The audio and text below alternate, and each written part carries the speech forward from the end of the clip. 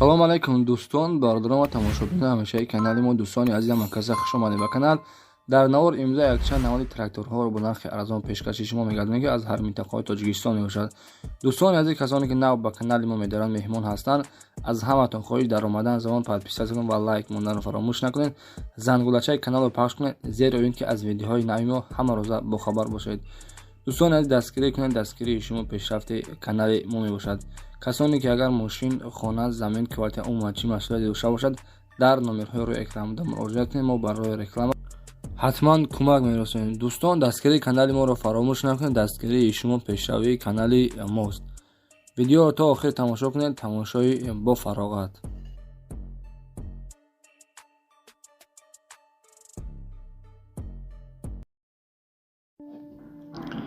дӯстони азиз, касоне ки мехоҳанд аз Москва ва Московский област ба Тоҷикистон бор равон кунад, пас мо ба шумо як ширкати беҳтарин ва боваринокро тавсия медиҳем ки беҳтарин ширкат аст.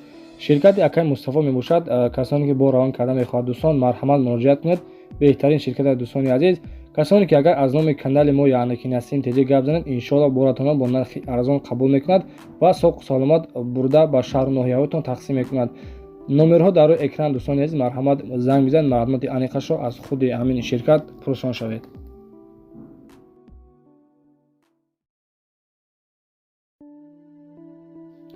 дӯстони азиз, мегузарем ба якумин трактори фурӯшии мо дар навори имрӯза. трактори навбатии мо, дӯстон, қарор дорад дар ноҳияи Ҷалолиддини Балхӣ. дар ҳолати хуби техникӣ, дӯстон, қарор дорад. мега ҳолаташ мега хубай, савдо мега мешавад. дар пеши трактор нарша 35,000 сомон мега бо муомила дорад. дӯстони азиз, касоне ки агар хадрҳои конкрет бошад, дар номерҳои 961 47 31 дӯстон ба ҳамин рақамҳо занг бизанед, маълумоти аниқашро аз худи соҳибаш метавонед дастрас кунед.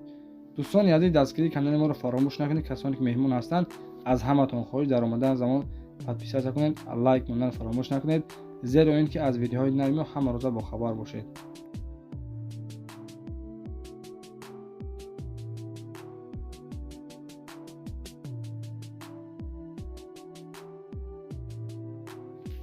мегузарем ба дуюмин трактори фурӯшӣ. дӯстони азиз, дуюмин трактори фурӯшии мо МТЗ 81 мебошад ки дар ҳолати хуби техникӣ қарор дорад.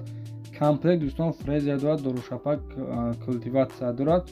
қарор дорад дар шаҳри Кӯлоб. нарша мега 280 сомон мега бо арзон мешавад. номерҳо барои тамос 990 333 733. дӯстон, ба ҳамин рақамҳо занг бизанед, маълумоти аниқашро аз худи соҳибаш метавонед дастрас кунед. дӯстони азиз, касоне ки мошини, хона, замин, квартира ё ин ки трактор дошта бошад барои реклама кардан, номеро ки дар рӯи экран мебинед, ба ҳамин рақамҳо дӯстон муроҷиат кунед. иншоалло мо дар номи оянда ҳатман рекламаш мекунем. бародари тоҷикмон интернет-магазин дорад ки беҳтарин чизҳо ҳастанд. болгарка, набори ключ, шурупавиёр бародора, ҳама намуди чизҳо ҳастанд. беҳтарин чизҳо бародор ҳастанд.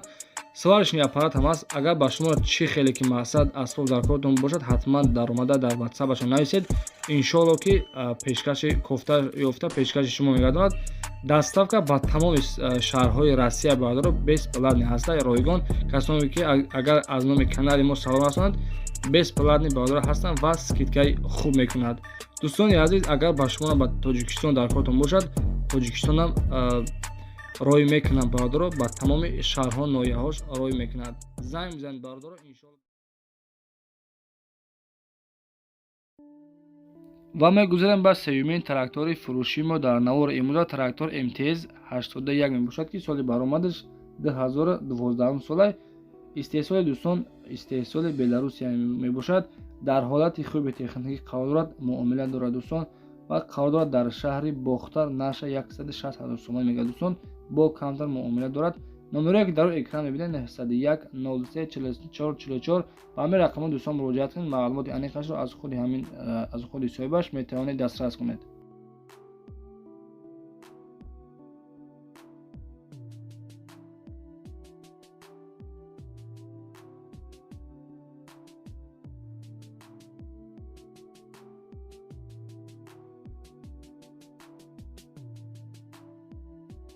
ва мегузарем ба чорумин трактори фурӯшии мо, дӯстон, дар навори имрӯза МТЗ 80 мебошад ки соли бароришаш 1986 сола.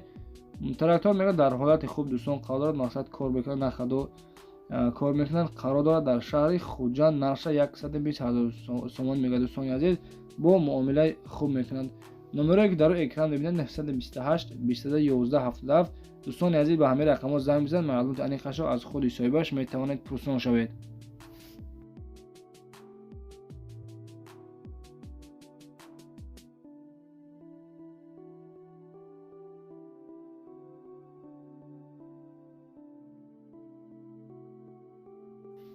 دوستان عزیز میگذاریم به پنجمین تراکتور فروشی ما در نوار امروز. تراکتور T28 میباشد که قرار دارد در ناحیه جلالالدین بلخی در حالت خوب تکنیکی دوستان قرار دارد نخدم میرود که مقصد کار میکند. نرخش دوستان 25,000 سومانی میگه با معامله خوب دارد. نمره برای تماس در روی اکران های شما دوستان زنگ بزنید معلومات انیقش از خود صاحبش میتوانید پرسان شوید.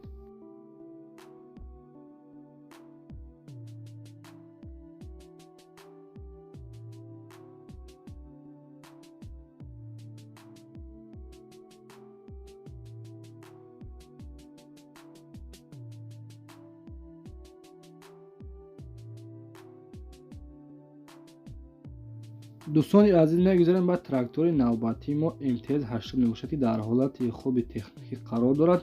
موتور پچکا میگه نو کدگیشیم قرار دارد در شهر باخته نرش. دوستان عزیز 80,000 سومان میگه با کم در معامله دارد. نمره در روی اکران 88 5 تا 5 دوستان 07 به همین رقم ها زنگ بزنید معلومات انیق‌ترش را از خود صاحبش میتوانید دسترس کنید. دوستان عزیز دستگیری کانال ما را فراموش نکنید. همین قدر زحمت ها و مهنت های ما برای شما هستن. برای یک دونه لایک و پادپیس میباشد. احتراما خواهش دوستان عزیز دستگیری کنید ان شاء الله ما را پیشروی خوب میکنیم.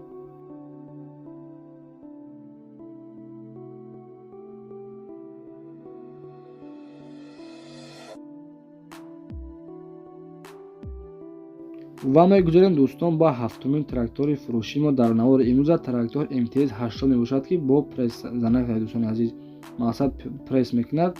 در حالت خوب تکنیکی قرار دارد. موتور کاروبکش ساز میگه خدرهای کنگره دوستان عزیز میگم بیا مقصد ای پیش بینیم با مصلحت میکنیم. قرار دارد در شهر وحدت نرش 130,000 سومان میگه دوستان با معامله دارد. نمره در روی اکران مرحمت دوستان عزیز زنگ بزنید معلومات انیقش را از خود صاحبش میتوانید پرسان شوید.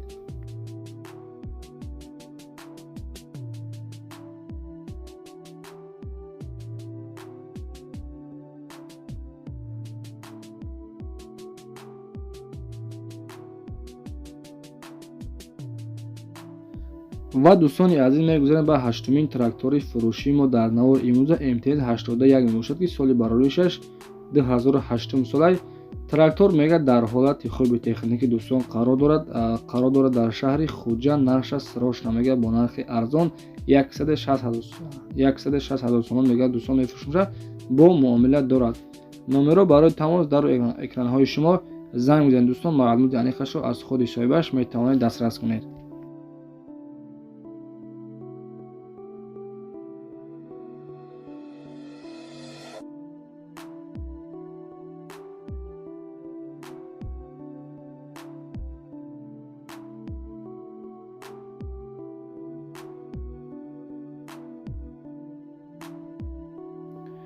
و دوستان عزیز میگذاریم به نهمین تراکتور فروشی ما. تراکتور تاجران میباشد که سال برارویش 2011 سال در حالت خوب قرار دارد در ناحیه قبودیان دوستان قطعی یک پلوگ میگه دارد. تمام نرخش 110,000 سومان میگه با ان شاء الله میگه معامله دارد. نمره برای تماس در اکران های شما دوستان زنگ بزنید معلومات انیقش را از خود صاحبش میتوانید دسترس کنید.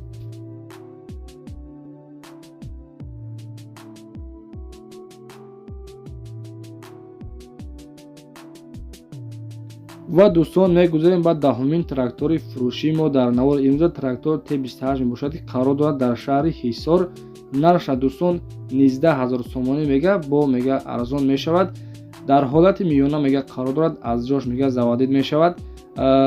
مقصد که زنگ بزنید برادر ان شاء الله همش خودش فهمیدن میتید چی مشکلی دارد همش میگه قاعده برادر زنگ بزنید معلومات انیقش را از خود صاحبش میتوانید دسترس کنید.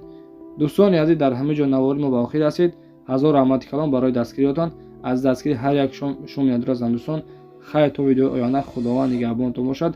دستگیری کردن رو فراموش نکنید. لایک های بپول رو بگذارید دوستان. خداوند نگهبان.